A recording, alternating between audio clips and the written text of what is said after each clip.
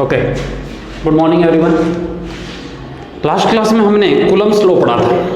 Coulomb's law क्या था, अगर हम ध्यान से देखेंगे तो कूलम्ब्स लॉ आपका था F इज इक्वल टू के Q1 Q2 upon are square, के Q1 Q2 upon are square. के Q1 Q2 upon are square का मतलब क्या हुआ, अगर ध्यान से देखते हैं तो यहाँ कूलम्ब्स ने ये बताया था आपका F जो है वो डायरेक्टली प्रोपोर्शनल है product of charge and inversely proportional है distance square of distance between them. इन दोनों को मिला के हमने ये इक्वेशन ड्राइव की थी और यहाँ से K की वैल्यू हमने फाइंड की थी। एप्सिलॉन नॉट क्या होता है, मीडियम में बल्क फोर्स कितना लगेगा और एयर और वैक्यूम में फोर्स कितना लगेगा। ओके, उसके बाद हम एक क्वेश्चन कर रहे थे, उस क्वेश्चन को हम दोबारा डिस्कस करते हैं।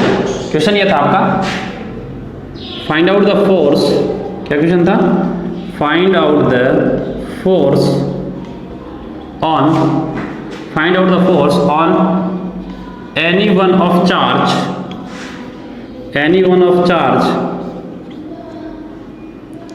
Given in figure. फिगर के अंदर किसी एक चार्ज के ऊपर आपको फोर्स निकालना था। एक ट्राइंगल दिया था हमने जो कि आपका इक्विलेटरल ट्राइंगल था। इसकी हर साइड कितनी थी, ए, हर साइड कितनी थी, ए, ये चार्ज क्यू, ये चार्ज क्यू, ये चार्ज क्यू। किसी एक चार्ज के ऊपर आपको फोर्स फाइंड करना था। ठीक है, अगर हम सॉल्यूशन की बात करें इसकी तो ये आपका क्वेश्चन है आपका, इसके ऊपर आपको फोर्स लगाना, इस चार्ज के ऊपर आपको फोर्स फाइंड करना है। सो ये फोर्स कितना लगाएगा, ये लगाएगा F इज इक्वल टू के क्यू स्क्वायर अपॉन ए स्क्वायर। ये कितना लगाएगा, F इज इक्वल टू के क्यू स्क्वायर अपॉन ए स्क्वायर। सो नेट फोर्स आपका किस डायरेक्शन में आएगा, इस डायरेक्शन में आएगा नेट फोर्स F नेट। अब याद करो, जब आपके पास दो वेक्टर होंगे तो दो वेक्टर का आप रिजल्टेंट कैसे निकालते थे, याद करो, ये P है, ये Q है, तो दोनों का रिजल्टेंट ये होता था R। सो R की वैल्यू याद करो आपने निकाली थी P square plus Q square plus 2PQ cos theta, 2PQ cos theta. अगर नहीं समझ में आ रही है तो मैं थोड़ा सा बता देता हूँ किस तरीके से निकालेंगे। ठीक है, ये वेक्टर P है, ये वेक्टर Q है। अगर ध्यान से देखें यहाँ से इसको हम मिलाते हैं, ये वेक्टर Q है तो वेक्टर को स्पेस में कहीं भी आप शिफ्ट कर सकते हैं। अगर ये Q वेक्टर है तो ये भी क्या होगा, Q वेक्टर होगा। यहाँ से एक परपेंडिकुलर डाल दें इसके ऊपर, यहाँ से एक परपेंडिकुलर डाल दें, ये आपका P है और ये Q है तो ये क्या हो जाएगा Q, इन दोनों के बीच में angle theta. Theta is what, angle between given vector. So Q और P के बीच में जो एंगल है वो कितना है, थीटा। ठीक है, सो ये सामने वाला ये थीटा तो ये भी थीटा, तो ये हो जाएगा Q साइन थीटा और ये हो जाएगा आपके पास Q कोस थीटा। अगर हम ध्यान से देखते हैं इस ट्राइंगल के अंदर, बड़े ट्राइंगल के अंदर पाइथागोरस थ्योरम अगर लगाते हैं तो यहाँ अगर ये आपका हो जाएगा हाइपोटेनियस, ये हो जाएगा बेस और ये हो जाएगा आपका परपेंडिकुलर। सो हम लिख सकते हैं R square is equal to P plus Q cos theta whole square plus Q sine theta whole square. इसको अगर सोल्व करते हैं तो आपके पास यही आता है। सो ये रिजल्टेंट निकालने का तरीका है। रिजल्टेंट का मतलब होता है इन दोनों का इक्विवेलेंट इफेक्ट कितना होगा, what is the equivalent effect of this force. So F net आपके पास यहाँ से आ जाएगा। सो F नेट की वैल्यू अगर हम फाइंड करें, क्वेश्चन को मैं थोड़ा इरेज कर रहा हूँ, अगर F नोट की वैल्यू अगर हम यहाँ से फाइंड करें तो F नोट कितना होगा, F नेट होगा कितना, F net is equal to, ये दोनों फोर्स इक्वल है, ध्यान से देखो, KQ square upon A square और ये भी होगा KQ square upon A square. So square root of, मैं लिख सकता हूँ F square plus F square plus twice of F square cos 60, twice of F square cos 60,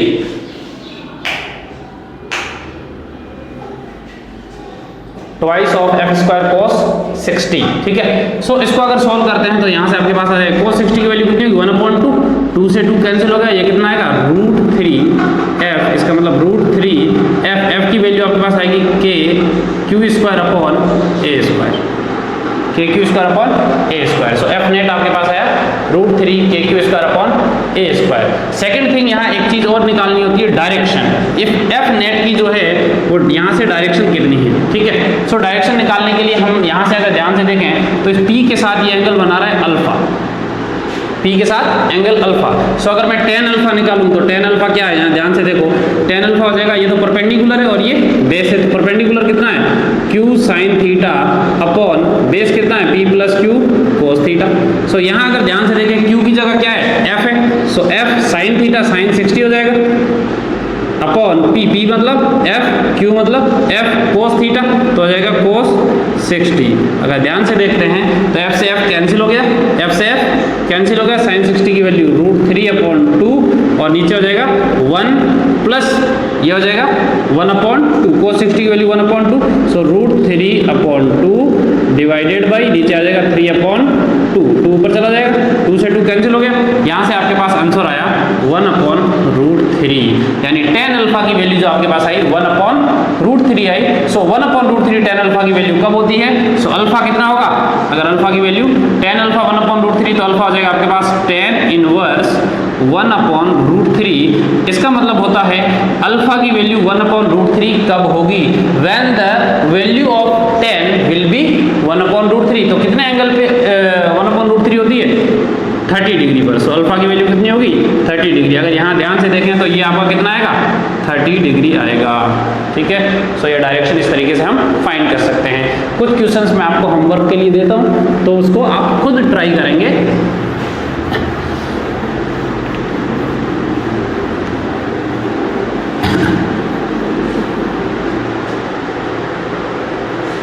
देखेंगे question, find out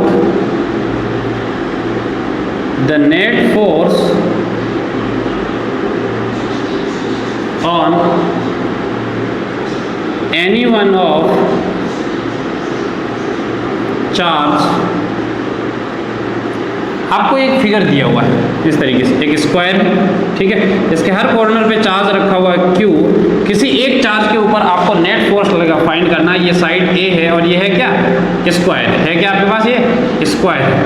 it is square. Question की language बड़ी सी हो सकती है, मैंने क्वेश्चन को थोड़ा शॉर्ट किया है और डायग्राम दे दिया आपको। किसी एक चार्ज के ऊपर आपको फोर्स फाइंड करना है। सॉल्यूशन आप खुद फाइंड करेंगे। क्या सॉल्यूशन आएगा? This is homework for you. Find out the net force on any one of the charge and also direction. Direction भी फाइंड करनी है, एंड ऑल्सो डायरेक्शन, क्योंकि फोर्स बगैर डायरेक्शन के कोई मायने नहीं रखता है, क्योंकि फोर्स आपकी कैसी क्वांटिटी है? फोर्स आपकी वेक्टर क्वांटिटी है। So vector quantity can also be, vector quantity is defined by using, vector quantity को आप डिफाइन करते हैं तो उसको डायरेक्शन और मैग्नीट्यूड दोनों चीज़ की रिक्वायरमेंट होती है। तो बगैर डायरेक्शन के मैग्नीट्यूड आप नहीं फाइंड कर। जैसे सपोज मुझे इस दीवार के धक्का लगाना है तो मुझे फोर्स इस डायरेक्शन में लगाना पड़ेगा। अगर मैं फोर्स इस डायरेक्शन में लगाता हूँ तो धक्का नहीं लगेगा। तो इसीलिए फोर्स की डायरेक्शन कंपलसरी है। ठीक है, सो डायरेक्शन भी आपको फाइंड करनी होगी। होमवर्क है आपको सेकंड क्वेश्चन, ये भी होमवर्क होगा आपके लिए। आपको एक इस क्वेश्चन को मैं बता दूंगा, अगर आपसे नहीं होगा तो। पहले एक ओरिजिन पे 1 कूलम चार्ज रखा हुआ है, यहाँ 1 कूलम चार्ज रखा हुआ है, यहाँ 2 कूलम चार्ज रखा हुआ है, यहाँ 3 कूलम चार्ज रखा हुआ है, यहाँ एंड 10 कूलम तक चार्ज रखे हुए हैं। यह यहाँ से यहाँ तक की डिस्टेंस 1 मीटर है। ये डिस्टेंस आपकी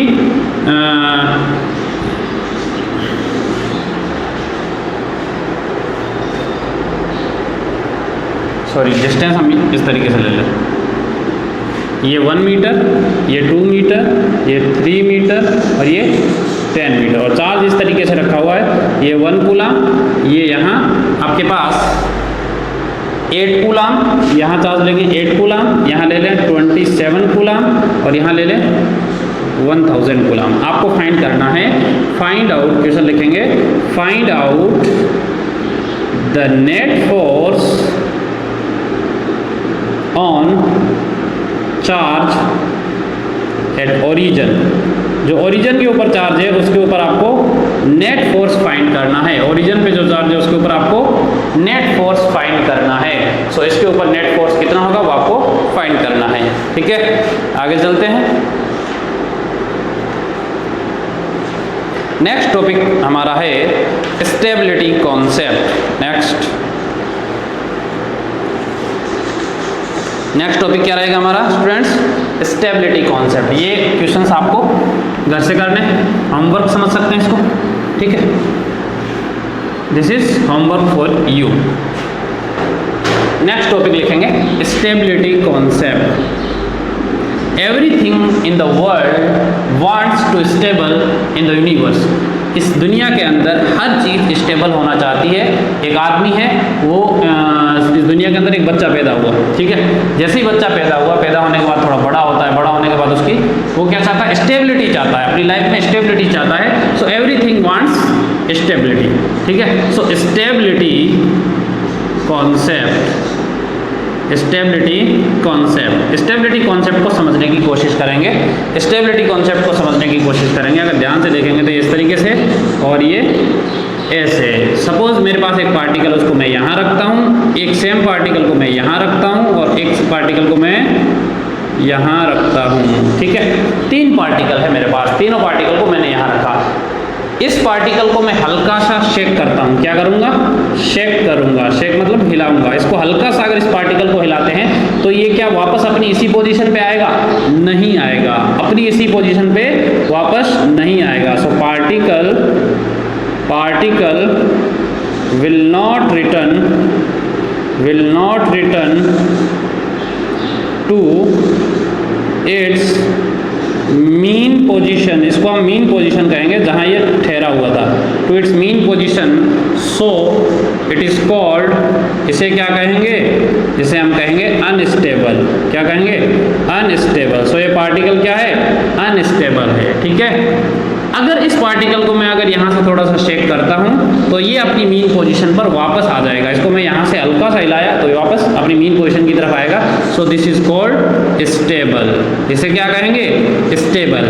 अगर मैं इसकी बात करूँ, इस पार्टिकल की, इसको मैं हल्का सा शेक करता हूँ, चाहे इधर करूँ चाहे इधर करूँ, इसको अगर शेक करेंगे, थोड़ा सा हिलाएंगे, हिलाने पे ये पार्टिकल क्या करेगा, अपनी पोजीशन पर वापस आ भी सकता है और नहीं भी आ सकता। सो इसे हम कहेंगे न्यूट्रल। इस पे कोई फर्क नहीं पड़ रहा है, ठीक है, इस पे कोई फर्क नहीं पड़ रहा है। मैथमेटिकल कंडीशन भी होती है स्टेबिलिटी की, जो कि आपने 11th क्लास में पढ़ी होगी, जिसे हम पोटेंशियल एनर्जी कॉन्सेप्ट से समझते हैं। सो अभी आप इतना ध्यान रखेंगे, ये आपका अनस्टेबल है, ये स्टेबल है और ये न्यूट्रल है। इसका मतलब क्या हुआ, यानी कि अगर कोई भी पार्टिकल है, उसको आप उसकी मीन पोजीशन से थोड़ा सा शेक करते हैं, मीन पोजीशन से थोड़ा सा उस पार्टिकल को आप हिलाते हैं, तो वो पार्टिकल वापस अपनी मीन पोजीशन की तरफ आने की कोशिश करता है। Then the particle is said to be stable particle. A particle does not try to return its mean position, then it is called unstable particle. और जिसको कोई मतलब नहीं है, चाहे हिलाने पे कोई फर्क नहीं पड़ेगा, हो सकता है आ भी जाए मीन पोजीशन की तरफ, हो सकता है नहीं भी आए, उसे हम कहेंगे न्यूट्रल, ठीक है। सो ये तीनों चीजें आप याद रखेंगे। इसके ऊपर हम छोटे छोटे क्वेश्चन करते हैं 3-4, उससे आपको आसानी होगी समझने में कि मैंने ये क्यों पढ़ाया स्टेबिलिटी कॉन्सेप्ट, ठीक है। सो अब हम क्वेश्चन करते हैं स्टेबिलिटी कॉन्सेप्ट पर।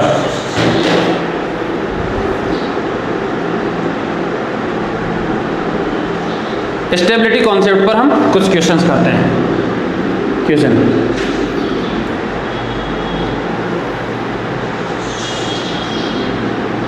आपके पास 2 चार्ज है, एक चार्ज ये, एक चार्ज ये चार्ज आपके कैसे हैं, फिक्स्ड है। कैसे हैं, फिक्स्ड है। ये भी आपका कैसा है, फिक्स्ड। इसके जस्ट मिड पॉइंट पे एक चार्ज रखा हुआ कैपिटल Q, एंड कहा गया है सिस्टम इज इन इक्विलिब्रियम। क्या कहा गया, system is in equilibrium. System आपका कैसा है, इक्विलिब्रियम में है। अगर सिस्टम इक्विलिब्रियम में है, then find which type of equilibrium, which type of equilibrium, कौन सा इक्विलिब्रियम है, स्टेबल है, अनस्टेबल है या न्यूट्रल है। सो मैं इसका सॉल्यूशन मैं बताने की कोशिश करता हूँ, ठीक है। यहाँ मैं लिखता हूँ सॉल्यूशन, ठीक है, समझेंगे। एक क्वेश्चन था, आपके पास ये चार्ज पार्टिकल था ऐसे, ठीक है, ये Q था, ये फिक्स था, ये भी फिक्स था। इसका मतलब ये तो कहीं भागेंगे नहीं। हमने क्या किया, ये जो Q पार्टिकल है, ये जो Q चार्ज है, इस Q चार्ज को हमने यहाँ से शिफ्ट किया, यहाँ से इसको हमने शिफ्ट किया, यहाँ X शिफ्ट किया। अगर हम ध्यान से देखें, इस Q चार्ज के ऊपर ये जो फोर्स लगाएगा, ये डिस्टेंस कितनी है, R मान लेते हैं, ये भी R मान लेते हैं, क्योंकि ये इसके बीच में रखा हुआ है, इसका मतलब ये भी R और ये भी R, ठीक है। सो ये पार्टिकल इसके ऊपर फोर्स लगाएगा। सपोज इसको हम बोल देते हैं 1 है और ये 2 ये फोर्स लगा रहा है F2। जब इक्विलिब्रियम में इसका मतलब क्या है, F1 is equal to F2। लेकिन जब चार्ज पार्टिकल को हमने डिस्प्लेस कर दिया, चार्ज पार्टिकल को हमने डिस्प्लेस कर दिया, तो डिस्प्लेस करने के बाद में F1 F2 चेंज हो गए। F1 is equal to F2 कब, इक्विलिब्रियम कंडीशन में। जब इस चार्ज पार्टिकल को हमने डिस्प्लेस कर दिया इस पॉइंट पर, तो अब इसके ऊपर जो फोर्स लगेंगे वो लगेंगे F1 डैश और इस डायरेक्शन में लगेगा F2 डैश। अगर हम ध्यान से देखें तो कौन सा फोर्स घटा, कौन सा फोर्स घटा। सो हमें ये पता है चार्ज तो चेंज हुए नहीं, वही है, डिस्टेंस जिसकी बढ़ी तो वो फोर्स घटा। तो कौन सी डिस्टेंस बढ़ी, ये बढ़ गई F इज इक्वल टू, अगर मैं F1 डैश की इक्वेशन लिखता हूं तो F1 डैश मेरे पास आएगा Q upon R plus x whole square, और F2 dash is equal to आएगा KQ capital Q upon R minus x whole square. तो कौन सा फोर्स बढ़ा, अगर ध्यान से देखते हैं तो इंक्रीज कौन सा फोर्स हुआ, F2 डैश इंक्रीज हुआ F1 डैश से, तो F2 डैश बड़ा हो गया। अगर F2 डैश बड़ा है, अगर F2 डैश बड़ा है, इसका मतलब जैसे ही आप इसको इधर ले जाएंगे वापस धक्का इधर देगा, ये वापस धक्का इधर देगा F2 डैश, ये फोर्स वापस इधर लाएगा इसको। इसका मतलब जैसे आप इसको इधर इधर हिलाएंगे तो ये वापस अपनी मीन पोजीशन की तरफ आएगा। सो स्टेबिलिटी कौन सी आपकी, स्टेबल है। कैसा है पार्टिकल, स्टेबल है, यानी कि पार्टिकल कैसे है, स्टेबल है। सो इक्विलिब्रियम कैसा है, स्टेबल इक्विलिब्रियम है। सो आपको स्टेबल इक्विलिब्रियम फाइंड करना होता है। System is equilibrium, which type of equilibrium, यहाँ थोड़ा सा क्वेश्चन में थोड़ा ऐड कर लो, along line joining, along line joining, क्योंकि इस पार्टिकल को मैं दो तरीके से इसको हिला सकता था। एक तो परपेंडिकुलर लाइन में, इस लाइन के परपेंडिकुलर ऐसे भी तो शेक कर सकता था, हिला सकता था, ऐसे भी हिला सकता था। सो हमें पूछा है सिस्टम इक्विलिब्रियम है कि कौन सा इक्विलिब्रियम है अलोंग द लाइन जॉइनिंग। तो लाइन जॉइनिंग आपका इक्विलिब्रियम आया स्टेबल इक्विलिब्रियम। कोई दिक्कत नहीं होनी चाहिए। यहाँ तक मैंने कंप्लीट कोशिश की इस क्वेश्चन को समझाने की। दो चार्ज थे और दोनों चार्ज से हमें इक्विलिब्रियम फाइंड करना था, which type of equilibrium is there. ठीक है, अगेन एक क्वेश्चन और करते हैं।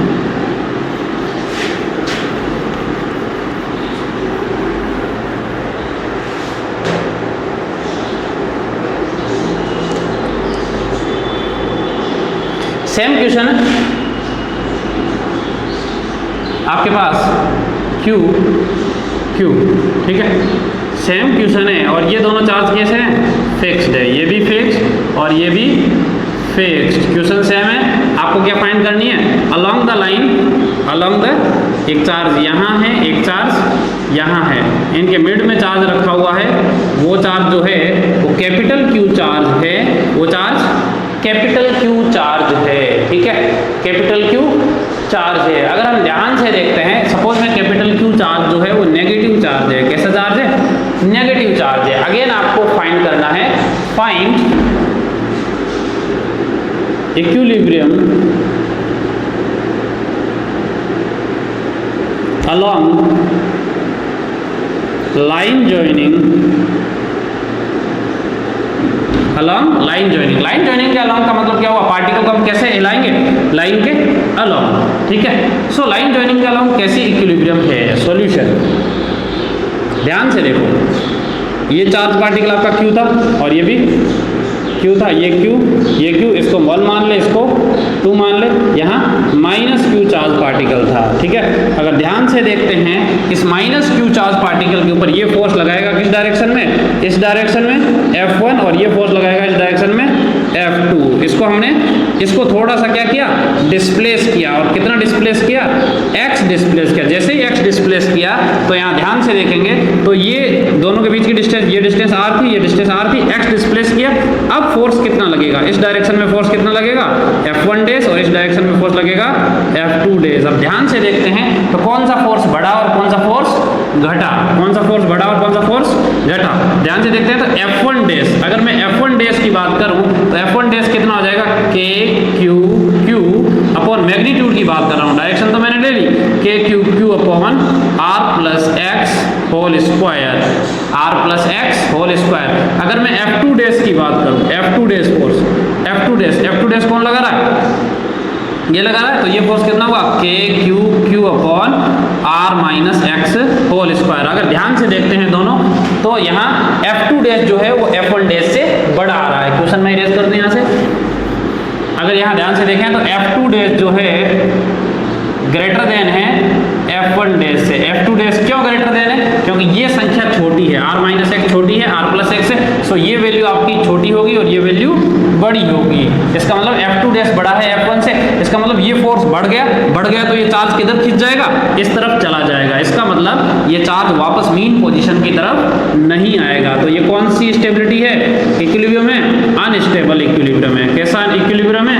अनस्टेबल इक्विलिब्रियम है, अनस्टेबल इक्विलिब्रियम है। आई थिंक समझ आ गया होगा, मैंने बहुत कोशिश की समझाने की, ठीक है। यहाँ दोनों पे फोर्स F1 F2 इक्वल है। जब इसको थोड़ा सा मैंने हिलाया तो F2 डैश की वैल्यू बढ़ गई, तो ये दूर भागेगा मतलब वापस मीन पोजीशन की तरफ नहीं आएगा।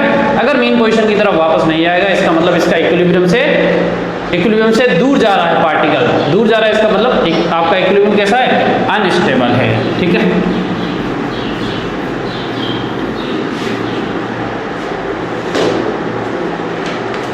एक और क्वेश्चन करते हैं हम, ठीक है। आपके बोर्ड में कैसा आता है वो भी हम देखेंगे, ठीक है। पहले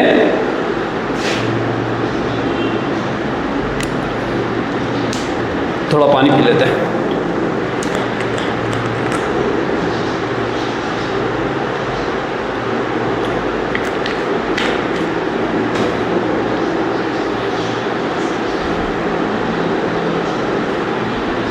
हाँ, find equilibrium of charge capital Q perpendicular to the line joining, ठीक है। आपके पास सिस्टम दिया हुआ इस तरीके से, एक चार्ज Q ये है और ये चार्ज Q है, और ये चार्ज आपका कैसा है? फिक्स्ड। ये फिक्स्ड है, ये भी। अगर इनको फिक्स नहीं करेंगे ये भी मूव करने लग जाएंगे, इसलिए इनको क्या कर दिया? फिक्स, ठीक है। यहाँ चार्ज आपके पास है Q चार्ज है।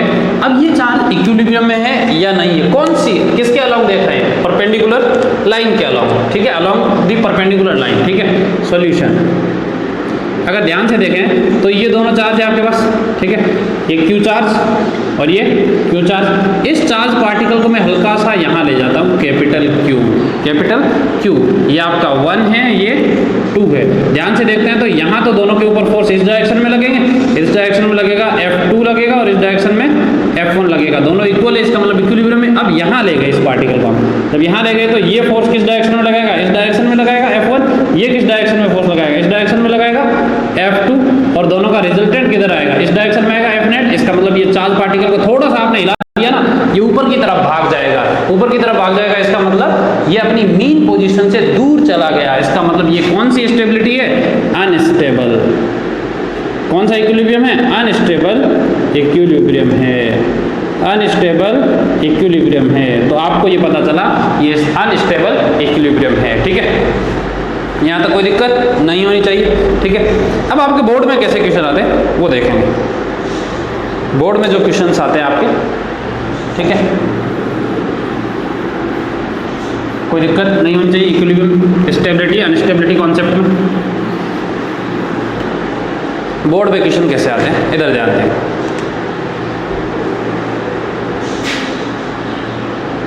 आपको गिवन है 2 चार्ज, एक चार्ज Q है, एक चार्ज 4Q है, और दोनों के बीच की जो डिस्टेंस है, दोनों के जो बीच की डिस्टेंस है वो आपको गिवन है L। दोनों के बीच की डिस्टेंस कितनी है? L है। ये भी चार्ज फिक्स्ड है और ये चार्ज भी फिक्स्ड है, ये चार्ज भी फिक्स्ड है। पूछा है आपसे where can B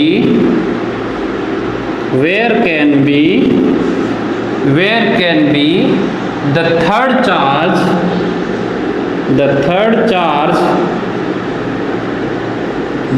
charge is to be placed so that it comes in equilibrium, it comes in equilibrium. ये चार्ज किस में आ जाए? इक्विलिब्रियम में आ जाए। कहाँ रखा जाए इनके बीच में? चार्ज, कोई भी चार्ज का मैग्नीट्यूड नहीं पूछा है हमसे खाली ये पूछा है कि चार्ज को कहाँ रखा जाए, थर्ड चार्ज को, ठीक है, जिससे कि ये सिस्टम क्या आ जाए, वो थर्ड चार्ज इस सिस्टम के साथ क्या आ जाए, मतलब वो थर्ड चार्ज किस में हो जाए? इक्विलिब्रियम में आ जाए। तो इक्विलिब्रियम में आने के लिए हम अगर ध्यान से देखेंगे, क्वेश्चन आपको समझ आया होगा, कोई दिक्कत नहीं होगी क्वेश्चन समझने में, इधर ध्यान देंगे, ठीक है। सॉल्यूशन, ठीक है, आपके पास दो चार्ज है, ये Q चार्ज है, ये 4Q चार्ज है। समझने की पूरी कोशिश करेंगे। इस लाइन को मैं आगे बढ़ाता हूँ, इसको आगे बढ़ाता हूँ, इसके 3 रीजन कर लेता हूँ मैं। कितने रीजन? 3 रीजन, ठीक है। मुझे चार्ज को कहाँ रखना है? इस लाइन के अलावा कहीं भी रखना है, और ये देखना है कि सिस्टम, वो चार्ज आपका किस में होना चाहिए? इक्विलिब्रियम में होना चाहिए, ठीक है। अगर मैं कोई चार्ज Q लेता हूँ और उसको यहाँ रखता हूँ, तो इस चार्ज के ऊपर ये जो सपोज ये 1 चार्ज है, ये 2 चार्ज है। 1 चार्ज किस डायरेक्शन में फोर्स लगाएगा? इस डायरेक्शन में फोर्स लगाएगा। और 2 चार्ज किस डायरेक्शन में फोर्स लगाएगा? ये भी इस डायरेक्शन में लगाएगा। इसका मतलब ये यहाँ पर चार्ज पार्टिकल कभी भी इक्विलिब्रियम में नहीं रह सकता। जैसे ही आप चार्ज पार्टिकल रखेंगे, ये भी धक्का लगाएगा, ये भी धक्का लगाएगा, दोनों धक्का लगाए तो बेचारा किधर चला जाएगा? इस तरफ चला जाएगा। इसका मतलब इक्विलिब्रियम नहीं रहेगा। सिमिलरली यहाँ भी अगर रखेंगे तो ये F2 इस डायरेक्शन में फोर्स लगाएगा, F1 इस डायरेक्शन में फोर्स लगाएगा। इसका मतलब दोनों फोर्स धक्का लगा रहे हैं। अगर यहाँ बीच में कहीं अगर मैं इस चार्ज को रखूँ, यहाँ से सपोज मैं x डिस्टेंस पर इस चार्ज को रखा मैंने, तो 4Q इस डायरेक्शन में फोर्स लगाएगा, F4Q और F1 ये Q इस डायरेक्शन में फोर्स लगाएगा, FQ। इसका मतलब आप दोनों क्या कर रहे हैं? अपोजिट डायरेक्शन में। मैं ऐसे खड़ा हूँ और मुझे एक आदमी 100 न्यूटन फोर्स से, एक दूसरा आदमी 100 न्यूटन फोर्स से इस डायरेक्शन में खींच रहे हैं, और मैं यहाँ स्टेबल हूँ, यानी कि मैं इक्विलिब्रियम में हूँ। अगर दोनों आदमी सेम ही डायरेक्शन में खींचे तो मैं उधर चला जाऊंगा। तो इसका मतलब अब ये चार्ज किस में हो सकता है? इक्विलिब्रियम में हो सकता है, बीच में, ठीक है। सो ये डिस्टेंस फाइंड करनी। अगर ये इक्विलिब्रियम में है, इसका मतलब ये फोर्स और ये फोर्स क्या है? बराबर हैं। इसका मतलब क्या है? फोर्स, दोनों फोर्स बराबर है। यानी कि if system is in equilibrium, if charge Q is in equilibrium,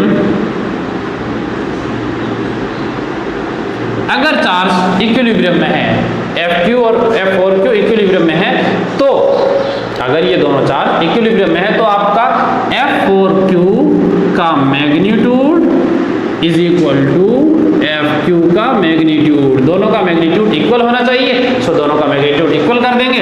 इन दोनों के बीच की डिस्टेंस कितनी थी? L थी। सो ये डिस्टेंस कितनी हो जाएगी? L माइनस x हो जाएगी, और ये डिस्टेंस x हो जाएगी। सो FQ की अगर हम बात करें, FQ की, तो FQ कितना हो जाएगा? KQ capital Q upon x square. और F4Q की अगर हम बात करें,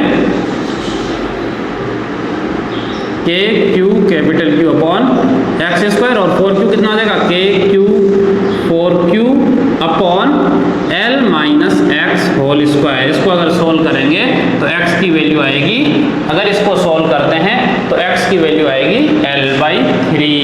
L/3 कैसे सोल्व हुआ वो भी देख लेते हैं, इसको नोट करेंगे।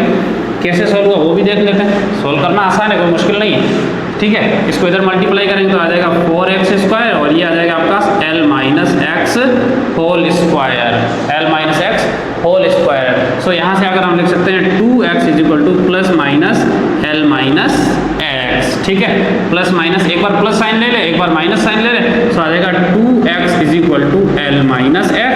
और क्या लिख सकते हैं हम? 2x, तो यहाँ से x कितना आएगा? x इज इक्वल टू आएगा L/3। और सेकंड कंडीशन हम क्या लिख सकते हैं? 2x is equal to minus L plus x, तो x इज इक्वल टू आएगा माइनस L, जो कि हमारा आंसर नहीं है। माइनस L का मतलब क्या हुआ? x को इधर मेजर कर रहे हैं, और हमें पता है कि इस रीजन के अंदर इक्विलिब्रियम नहीं आएगा। इसका मतलब ये हमारा आंसर नहीं होगा। हमारा आंसर कौन सा होगा? L/3 होगा। आई थिंक समझ आ गया होगा। ऐसे क्वेश्चन आते हैं एग्जाम में, आपके बोर्ड एग्जाम में भी आते हैं, कंपटीशन में भी आते हैं, ठीक है। हम तो बोर्ड के हिसाब से पढ़ा रहे हैं, लेकिन थोड़ा बहुत क्वेश्चंस के ऊपर हम फोकस करेंगे, क्योंकि जब तक फिजिक्स के अंदर न्यूमेरिकल्स नहीं करेंगे फिजिक्स कंप्लीट नहीं होती। अगर आप फिजिक्स को ओनली थ्योरी कंसीडर करके चल रहे हैं तो ये आपके दिमाग से निकाल देना। if you want to understand complete physics and you have to improve your concept and your ability to understand physics, then you have to do numerical problems a lot. आपको बहुत सारे numerical problems करने होंगे, ठीक है। आज के लिए इतना ही काफ़ी है। नेक्स्ट क्लास के अंदर हम डिस्कस करेंगे। Thank you, take care.